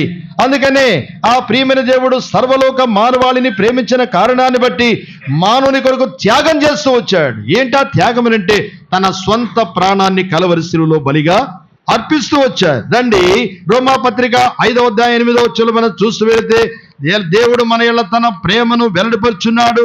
ఎట్లనగా మనం ఇంకను పాపులమైండగానే, మనం ఇంకా బలహీనమైండగానే, మనం దోషభరితమైన జీవితాలు కలిగినటువంటి వారమైండగానే యేసుక్రీస్తు వారు మన పాపముల కొరకు ఆయన చనిపోయాడు. త్యాగ సహితమైన ప్రేమ, సత్యమైనటువంటి ప్రేమ ఇది. ఆ ప్రియమైన దేవుడు సత్యవంతుడు, దానికి రుజువు ఇక్కడ కావించినట్లుగా దేవుని యొక్క వాక్యాలు మనం చూస్తున్నా. ఎందుకు అనంటే మరణానికి పాత్రుడైన మానవాళిని విమోచించడానికి ఆయన త్యాగాన్ని చేస్తూ వచ్చాడు. అందుకనే మరణం తప్పించడం ఆయన వశంలోనే ఉంది, కానీ ఎవరి వశంలో కూడా లేదు అని దేవుని యొక్క వాక్యం తెలియపరుస్తుంది. ఎక్కడుంది ఈ మాట? కీర్తనకారుడు రాస్తూ వచ్చాడు. దేవుని యొక్క వాక్యాన్ని ఆధారం చేసుకొని మనం చూస్తే 68వ కీర్తనలో ఈ మాట వ్రాయబడి ఉంటుంది. 20వ వచనంలో ఉంది. 68, 20లో మనం చూస్తే, మరణము తప్పించిన ప్రభువైన యెహోవా వశము, ఆయన మన పక్షమున ఏ రక్షణట? పూర్ణ రక్షణ కలుగజేసే దేవుడు. చదవండి మాట, చదవండి.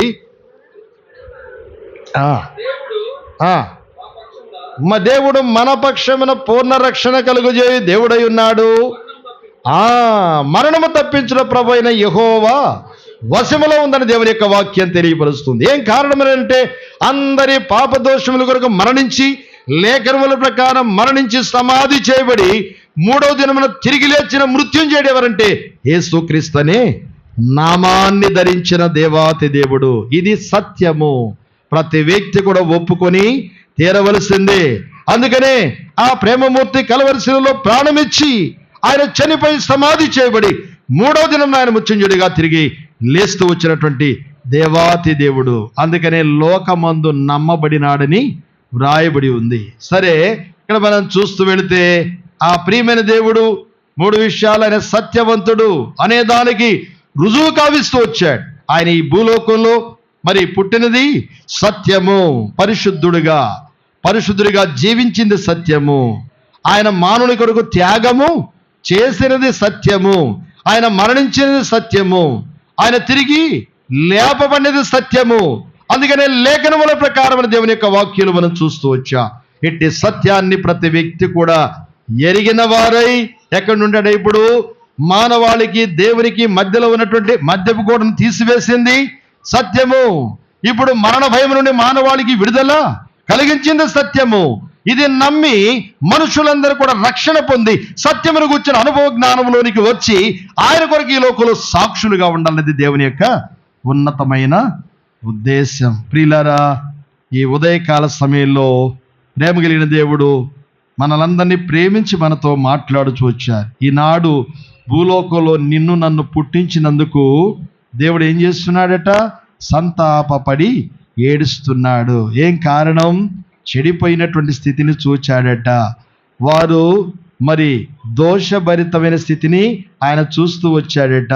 వారి తలంపులోని ఊహంతయు కేవలము చెడ్డదిగా ఉండడం ఆ దేవుడు చూస్తూ వచ్చాడట. ఇలాంటి ఘోరమైన దుస్థితిలో నెమ్మది లేని జీవితాన్ని కలిగి మార్గాలు చెరిపి వేసుకొని ఏ మార్గంలో ఉన్నాడంటే మరణానికి మానవుడు పాత్రుడైనట ఆ దేవుడు చూస్తూ వచ్చాడు. అందుకనే ఏ మరణమట? అది అగ్ని గంధకములతో మండు గొండమునకు మానవుడు ఆహుతై ఉండగా మానవాళిని చూచి జాలిపడి ఆయన మధ్యవర్తిగా వచ్చి రిక్తుడిగా తగ్గించుకొని ఆ కలవరి శిలువలో సొంత ప్రాణాన్ని బలిగా అర్పించాడు. మరణించి సమాధి చేయబడి తిరిగి లేచారు. ఆ లేచినటువంటి దేవాతి దేవుడు అందరినీ ప్రేమతో ఇప్పుడు ఆహ్వానిస్తున్నాడు. ఎందుకు? మనుషులందరూ కూడా రక్షణ పొంది సత్యమును గూర్చిన అనుభవ జ్ఞానంలోనికి రావాలని, అందరినీ కూడా రమ్మని, ఆయన దగ్గరికి రమ్మని ఆహ్వానిస్తున్నట్లుగా దేవుని యొక్క వాక్యంలో రాయబడింది. మత్తయి సువార్త 11:28. ప్రయాసపడి భారమును మోసుకొని పోవచ్చున్న సమస్త జనులారా నా యొద్దకు రండి, నేను మీకేమిస్తానట? విశ్రాంతిని, శాంతినిస్తానని మాట్లాడుచున్నాడు. యెషయా గ్రంథం 1:18. రండి, మన వివాదము తీర్చుకొందము. మీ పాపములు రక్తము వలె ఎర్రనివైనను అవి హిమము వలె తెల్లనివగును. మీ పాపములు కెంపు వలె ఎర్రనివైనను అవి గొర్రెబొచ్చు వలె తెల్లనివగును. అనగా నీ పాపభరితమైన జీవితాన్ని అంతా కూడా మార్చివేసి పరిశుద్ధతో నిన్ను తీసుకొని వచ్చి యుగయుగాలు నిన్ను జీవింపచేయడానికి నిశ్చలమైన రాజ్యాన్ని ఆ దేవుడు నీ కొరకు సిద్ధం చేస్తున్నాడు. ఆ రాజ్యంలో నువ్వు ఉండాలి అనంటే నీ పాపం ఇక్కడే పరిహారం కావాలి. అందుగాను దేవుడు నీ కొరకు చక్కటి మార్గాన్ని సిద్ధం చేసి మరణము తప్పించడానికి యోగ్యుడైన దేవుడు ఈ ఉదయకాల సమయం, మధ్యాహ్న కాల సమయంలో నిన్ను ప్రేమతో తన యొద్దకు రమ్మని ఆహ్వానిస్తున్నట్లుగా దేవుని యొక్క వాక్యాలు మనం చూస్తూ వచ్చాం. నువ్వు ఏ కులమైనా, ఏ మతమైనా, నువ్వు ఏ కోవకు సంబంధించిన వ్యక్తివైనా, ఈనాడు బాహ్య రహస్య జీవితంలో దేవునికి విరుద్ధమైనటువంటి పాపం చేత నీ జీవితం మ్రగ్గిపోతుంది. నెమ్మది లేని జీవితాన్ని కలిగి ఉన్నావు. ఈ లోకంలో మరణిస్తే భయంకరమైన శిక్ష. దాని నుండి తప్పించే నాదుని ప్రపంచంలో ఎవరు కూడా లేరు. తప్పించే దేవుడు ఒక్కరే ఉన్నారు. ఆయనే దేవుడు ఒక్కడే. దేవునికి నరులకు మధ్యవర్తి ఒక్కడే. ఆయనే క్రీస్తు అనే నరవతారిగా వచ్చిన రక్షకుడని దేవుని యొక్క వాక్యం తేటగా మాట్లాడుతుంది. ఆ రక్షకుడే ప్రేమతో నిన్ను ఏం చేస్తున్నాడు? ఇప్పుడు ఆహ్వానిస్తున్నాడు. ఆ ప్రేమ స్వరాన్ని ఆయన దగ్గరికి నువ్వు వస్తే ఇప్పుడే నిన్ను తన కుమార్తెగా నిన్ను స్వీకరించడానికి ఆ దేవుడు ఇష్టపడుచున్నాడు. ఒక మాట చదవండి, యోహాను సువార్త 1:12. ఒక మాట చదవండి, 1:12. తను ఎందరు అంగీకరించిరో వారికందరికీ, అనగా తన నామమందు విశ్వాసముంచిన వారికి దేవుని పిల్లలయ్యే అధికారాన్ని ఇవ్వడానికి ఆ దేవుడు ఇష్టపడుచున్నాడని దేవుని యొక్క వాక్యం తెలియపరుస్తుంది. ఆయన అంగీకరిస్తే, ఆయన నామమందు విశ్వాసం ఉంచితే ఆయన పిల్లలుగా నిన్ను పరిగణింపజేయడానికి దేవుడు ఇష్టపడుచున్నాడు. ఈనాడు నీ బాహ్య రహస్య జీవితంలో దాగి ఉన్న పాపం ఎలాంటిదైనప్పటికీ కూడా రమ్మని పిలిచిన యేసుక్రీస్తు వారి యొద్దకు వచ్చి నీ పాపభరితమైన స్థితిని ఆయన దగ్గర పడవేసుకొని, యేసయ్యా నన్ను క్షమించి నీ బిడ్డగా నన్ను స్వీకరించమని ఒక్క మాటను అడిగితే అప్పుడు ఆయన కుమారుడైన యేసు రక్తం నిన్ను ఏం చేస్తుందట? కడిగి నిన్ను పవిత్ర పరుస్తుంది. 1 యోహాను 1:7, 9లోనేమో మన పాపమును మనం ఒప్పుకునే ఎడలా అని రాయబడి ఉంది.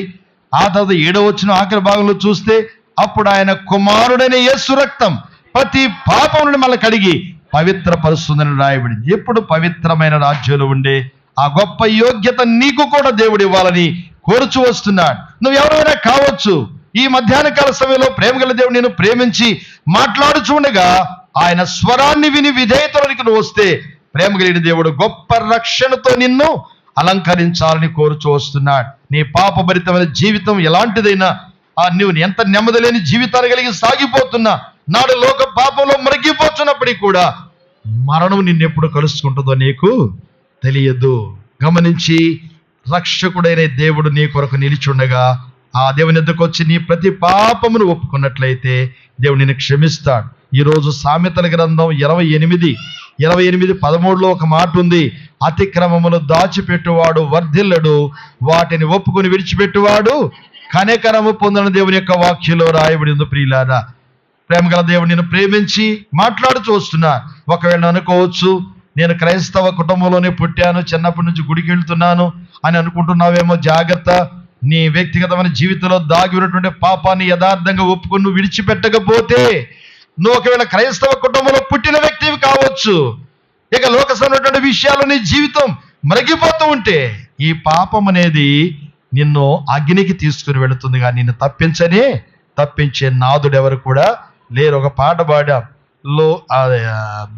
ముందుగా పాడిన పాటలో పాట ఉంది, అన్యజనుల ఆచారముల నభ్యాసించి చెడిపోతిని. మానవులు ఇట్లా చెడిపోయారు. ఎన్నో రకాలైన విషయాలు ఉన్నాయి. క్రైస్తవ కుటుంబంలో పుట్టామనుకుంటున్నాం, క్రైస్తవేతర కార్యకలాపాల్లో పాలు పొందుతున్నాం అనుకుంటున్నాం, కానీ అన్ని జనుల యొక్క ఆచారాలు జరిగించేటువంటి భిన్నమైన విషయాలు ఏది నీ జీవితంలో ఉన్నాయో అవన్నీ కూడా దేవుని దృష్టిలో యోగ్యమైనవి కావని దేవుని యొక్క వాక్యం తేటగా మాట్లాడుతున్నావు. ఎవరైనా కావచ్చు, యేసయ్య పాపిని, నన్ను క్షమించు, నన్ను నీ బిడ్డగా స్వీకరించు. నిజమే, నాది అతిక్రమం ఉంది, చెడుతనం ఉంది, తప్పిపోయినటువంటి స్థితి ఉంది, నన్ను క్షమించమని క్షమాపణ కోరుకొని ఆయనకు నువ్వు అప్పగించుకుంటే, ప్రియమైన దేవుడు నేను తన బిడ్డగా నేను స్వీకరించి ఆ దేవుడు సిద్ధపరుస్తున్న నిశ్చలమైన రాజ్యానికి నేను కూడా వారసురాలుగా చేయడానికి దేవుడు ఇష్టపడుచున్నాడు. దేవుని యొక్క ఉద్దేశం ఆయన మనుషులందరూ కూడా రక్షణ పొంది సత్యమును గూర్చిన అనుభవ జ్ఞానంలోనికి వచ్చి ఆయన కొరకు ఎదురు చూసి ఈ లోకంలో సాక్షులుగా ఉండాలనే దేవుని యొక్క ఔన్నత్యమైన ఉద్దేశం. నిజమైన క్రైస్తవుడిగా ప్రభు కొరకు ఎదురు చూచే జీవితాన్ని కలిగి ఉండాలి. యోహాను సువార్తలో చూశాం కదా, నేనే మార్గమును, నేనే సత్యమును, నేనే జీవమును, నా ద్వారా తప్ప ఎవరు కూడా తండ్రి వద్దకు మోక్షమునకు రాలేరు, అనగా పరలోక రాజ్యమునకు రాలేరు. ఆ రాజ్యాన్ని సిద్ధం చేస్తున్నాను, మరలా వచ్చి నేను మిమ్మల్ని తీసుకొని వెళ్తానని మొదటి 2 వచనాలు చెప్పాడు. ఆయన వచ్చి మళ్ళీ ఆయన దగ్గర ఉన్నాన్ని తీసుకొని వెళ్ళాలంటే ఈనాడు ఆయన కొరకు మనం ఎట్లా ఉండాలట? సజీవమైన సత్య సాక్షులుగా ఆయన కొరకు ఉండాలి. సత్యమందు వారిని ప్రతిష్ఠ చేయము, నీ వాక్యమే సత్యం. ఈ సత్యాన్ని నమ్మి సత్యమును గురించిన అనుభవ జ్ఞానంలో నీ జీవితం ఉన్నట్లుగా ప్రభు సహాయపడుగాక, తన మార్గాల్లో వర్ధల చేసి నడిపించుకును గాక. ప్రార్థన చేసుకుందాం, మోకరించండి.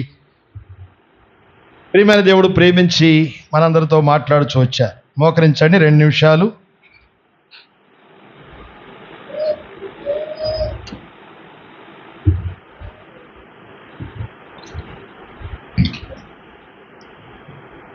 కనికరం కలిగిన దేవుడు, ఈనాడు మన నిజస్థితిని చూచిన దేవుడు, మన ఆంతర్యాన్ని చూచిన దేవుడు, మన తలంపులు చూస్తున్నటువంటి దేవుడు, మన జీవిత విధానాన్ని చూస్తూ వచ్చినటువంటి దేవుడు, నిన్ను ప్రేమించి మధ్యాహ్న కాల సమయంలో సియోను ప్రార్థన మందిరంలో నుండి నీతో నేరుగా మాట్లాడుతూ వచ్చారు.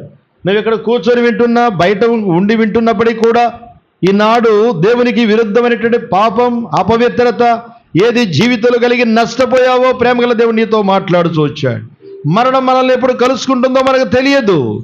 నీ గొంతులో ప్రాణం ఉండగానే యేసయ్య నిజమే, తప్పిపోయిన స్థితి నాది, మీకు ఇష్టం కానటువంటి జీవితం నాది, నా తలంపులు, నా హృదయం మీకు ఇష్టం కానిది, భయంకరమైన పాపంలో నా జీవితాన్ని నష్టపరుచుకుంటూ వచ్చానయ్యా, నన్ను క్షమించమని క్షమాపణ కోరుకుంటావా? గొప్ప రక్షణతో నిన్ను అలంకరించాలని ఆయన ఎదుగు నిన్ను ప్రేమతో ఆహ్వానిస్తూ వచ్చాడు. ఎన్ని పర్యాయాలు నువ్వు వాక్యం విన్నప్పటికీ కూడా ఆ దేవుని యొక్క స్వరాన్ని విని కాదని చెప్పి వెళ్ళిపోయినటువంటి నీ స్థితిని బాగు చేయాలని కోరుచున్నాడు. క్రైస్తవేతర కుటుంబాల్లో పుట్టామని ఒక ఆలోచనతో నువ్వు ఉండవచ్చు, కానీ పాపభరితమైన జీవితాన్ని మానలేకపోయావు. అయ్యా, నన్ను క్షమించి నీ బిడ్డగా నన్ను స్వీకరించు, ఆ రక్షణతో నన్ను కూడా అలంకరించయ్యా. సత్యం తెలియక నేను నష్టపోతూ వచ్చానయ్యా, నన్ను కనికరించమని క్షమాపణ కోరుకుంటావా? దేవుడు నిన్ను దీవిస్తాడు, నిన్ను ఆశీర్వదిస్తాడు, గొప్ప రక్షణతో నిన్ను అలంకరించాలని కోరుచున్నాడు. సియోనులో సంచరించినటువంటి దేవుడు నీతోనే నేరుగా మాట్లాడుచున్నాడు. ఈ దేవుని యొక్క స్వరాన్ని విన్నావు. దేవునికి మానవునికి అడ్డముగా ఉన్నటువంటి ఆ గోడను తొలగించి వేసినటువంటి దేవుడు, సత్యవంతుడైన దేవుడు నిన్ను సత్యములో ఉంచాలని కోరుచున్నాడు. నువ్వు ఎవరైనా కావచ్చు. యేసయ్యా, పాపినే నన్ను క్షమించి నీ బిడ్డగా నన్ను స్వీకరించయ్యా, ఆ రక్షణతో నన్ను అలంకరించయ్యా. రక్షణ కొరకైన తీర్మానం చేయకపోతే యేసయ్యా నన్ను క్షమించిన నూతన పచ్చయ్యా, క్షమాపణ కొరకు. అన్ని జనుల ఆచారాల అన్ని కూడా నేను అనుసరించి చెడిపోయినటువంటి స్థితి నా జీవితంలో ఉంది, గ్రహింపు లేదు నాకు, నన్ను బాగు చేయమని అడుగుతూ ఉంటే ప్రేమగల దేవుని యొక్క సన్నిధిలో ప్రార్థన చేయి. ఆయన రక్తాన్ని ఆశ్రయించు, ప్రభు నేను కనికరిస్తాడు.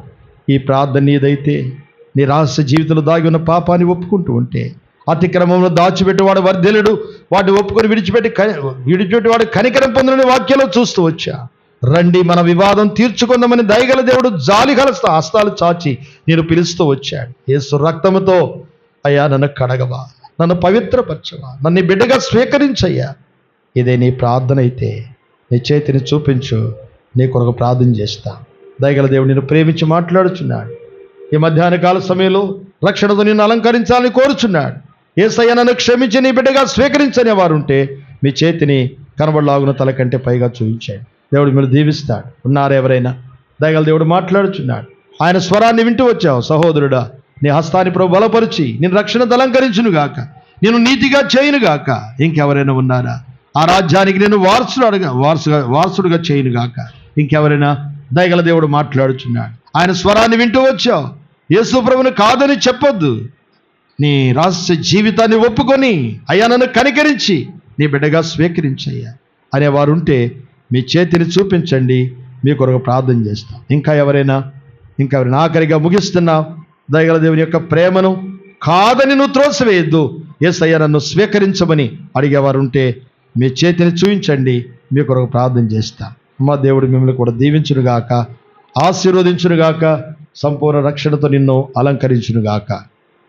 దేవుడు నిన్ను కూడా దీవించునుగాక, నిన్ను ఆశీర్వదించునుగాక. ఇంకా ఎవరైనా ఆఖరిగా ముగిస్తున్నా. దయగల దేవుడు నిన్ను దాటిపోకమునిపే యేసయ్య నన్ను కనికరించమని అడిగేవారు ఉంటే నీ చేతిని చూపించు, నీ కొరకు ప్రార్థన చేస్తా. దేవుని యొక్క ప్రేమను కాదని త్రోసివేయకు, ప్రభు నిన్ను ఆశీర్వదిస్తాడు. ఉన్నారా ఇంకెవరైనా? దయగల దేవుడు మాట్లాడుచున్నాడు. మా దేవుడు మిమ్మల్ని కూడా దీవించునుగాక. ప్రార్థన చేసుకున్నా. ఇజ్రాయేల్ అన్న రండి, ప్రార్థన చేయండి.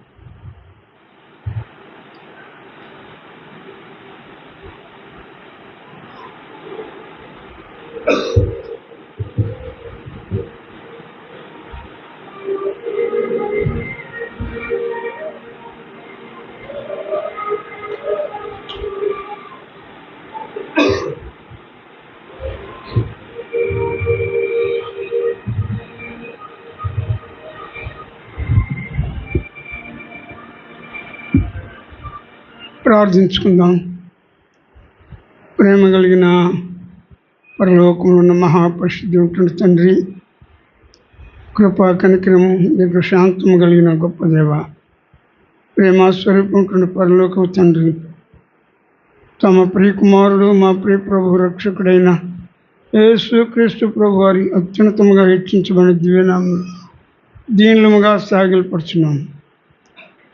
ఈ మధ్యాహ్న సమయంలో నాయన నీ దాసుని ద్వారా తీసుకుని వచ్చిన పరిశుద్ధమైన మీ లేఖన భాగములన్నింటిని బట్టి వందనాలు. అవును నాయన, దేవుడు ఒక్కడే, దేవునికి నేను నరులుకున్న మధ్యవర్తి ఒక్కడే, ఈయన క్రీస్తు యేసు అను నరుడు. ఆయన అందరూ రక్షణ పొంది సత్యమును గూర్చిన జ్ఞానం కలిగిన వారుగా ఉండవలనని ఇచ్చయించుచున్నాడని నీ దివ్యవాక్యంలో సెలవిచ్చి ప్రభువా మీ నామను మహింపరచుకున్నందుకు వందనాలు. నాయన, ఎవరైనా ఇంకా రక్షణ పొందకపోతే వారితో మీరు మాట్లాడమని ప్రార్థిస్తూ ఉంటున్నాం. మా తండ్రి, మా దేవ, ఎవరైతే తీర్మానం చేసుకుని చేతిని చూపించినారో ఆ బిడ్డలను ఆశీర్వదించండి. వారి చేతులు మీరు పట్టుకోనండి నాయన, మీ యొక్క దయగల హస్తంతో వారిని జీవించి నడిపించమని ప్రార్థిస్తున్నాం. చేరి వచ్చిన బిడ్డలందరిని బట్టి వందనాలు నాయన. మా ప్రియ సోదరుడు దాస్ గారిని బట్టి వందనాలు. నీ దాసురాలు మహిమలో ఉన్న మా ప్రియ సోదరి శారమ్మ గారిని బట్టి వందనాలు చెల్లిస్తూ ఉంటున్నాం.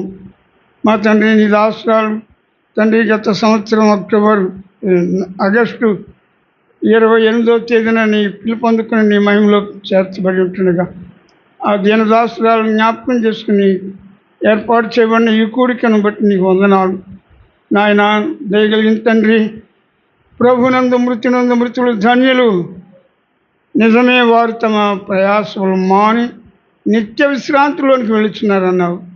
వారి క్రియలు వారి వెంట వెళ్ళును అన్నావు నాయన. నీకు వందనాలు నాయన. నీ దాసురాలు సత్క్రియలను చేసి మీ నామను మహింపచ్చింది నాయన. ఆమె క్రియలు ఆమెతో ఉండి నాయన నీ ద్వారా బహుమానం పొందుతాయని మేమెంతో శుభప్రదమైన నిరీక్షణ కలిగి ఉన్నాం.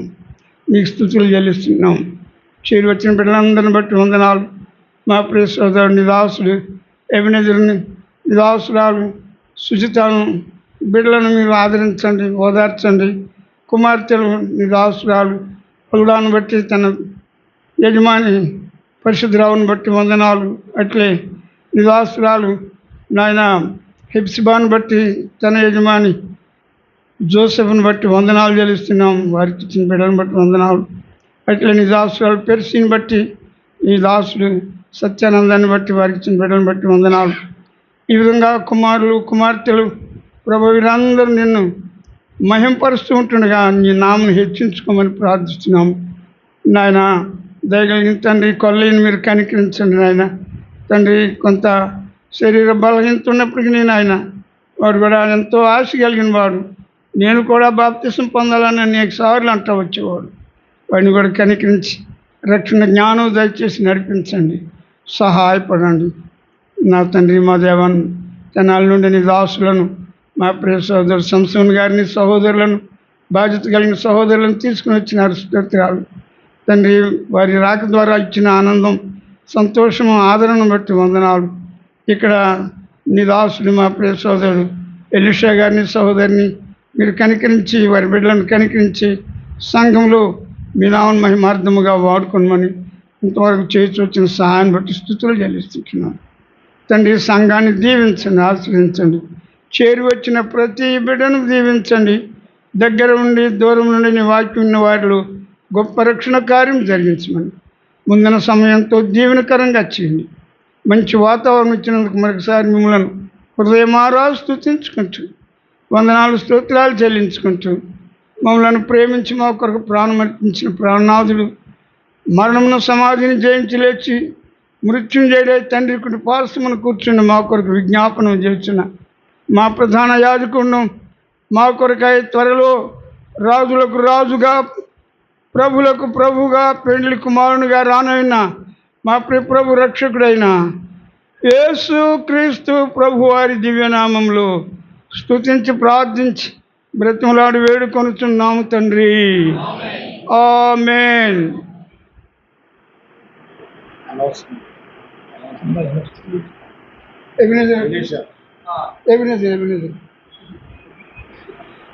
ఎలీషా గారు రండి.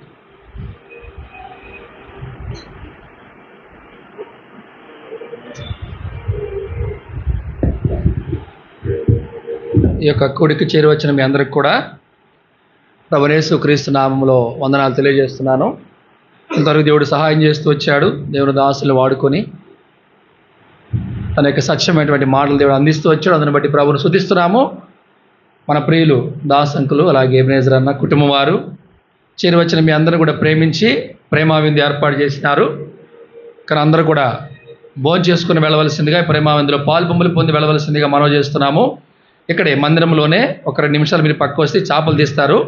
ఇక్కడే కూర్చొని అందరూ కూడా భోజనం చేయవలసిందిగా ప్రభుపేట మనవి చేస్తున్నాం. చివరి ఆశీర్వాద ప్రార్థనతో కూడికను ముగించుకుంటాం.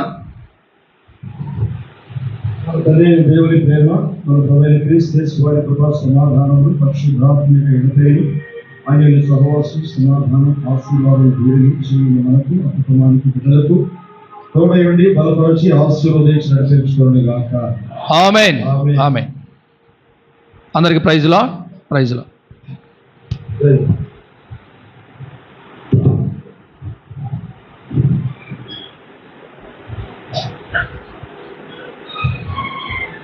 కొంచెం చేపలు తీపిచ్చేసాను, త్వరతో చేపలు తీపిస్తాను.